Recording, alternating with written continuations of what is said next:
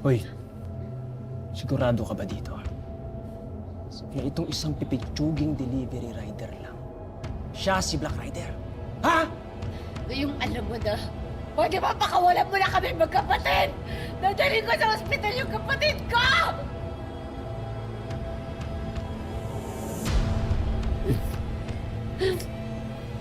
Total, tinulungan mo naman ako eh. Kaya tutulungan din kita.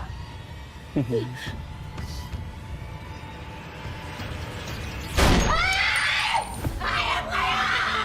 Wala mo! Hayop kayo! Hayop kayo! Hayop kayo! Hayop kayo! Tumukulong! Hayop kayo! Ayan. Di mo na kailangan ng doktor. Ang Calvin, sabi ko dito. Padasin na? Ha?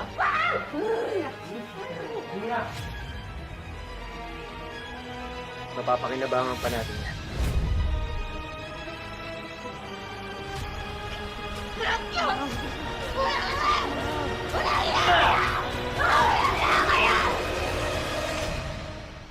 Opo, ma'am. Pick upin ko na lang po dun sa may pin location tapos ihahatid ko ho sa inyo agad. Bukas ho ng umaga. Maraming salamat to. Sige ho. Nay. Anak, bumisita nga pala sina Mayor at Ma'am Shasha kanina. Opo.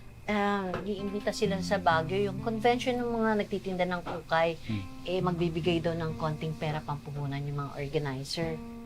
Pupunta sana ako eh. Sayang din yun, anak. Pera din yun. Sige ho. Ayos ho yun. Talaga? Basta ba, sabihan niyo lang ako na para ako na mag-agat sa terminal. Salamat, ha. Sige. Nay Alma, Kuya Elias. Ako. Para pong binigla po ako, nahilo po. Ha? Ano nilo? Teka, hindi ka nga dito. Sa init mo. Oh. Hindi kaya na baka may nakain siyang hindi maganda kanina. Naku, wala na tayong gamot pang bata, anak. Pa ito. Oh, Mabuti pa siguro na kung tanongin ko ho yung butika kung ano magandang gamot para ako kay Bonjoy. sige, bilisan mo, ha? Sige. Joy ha, alis muna ako ha. Sige. Nay. Sige, mag-ingat ka. Ako.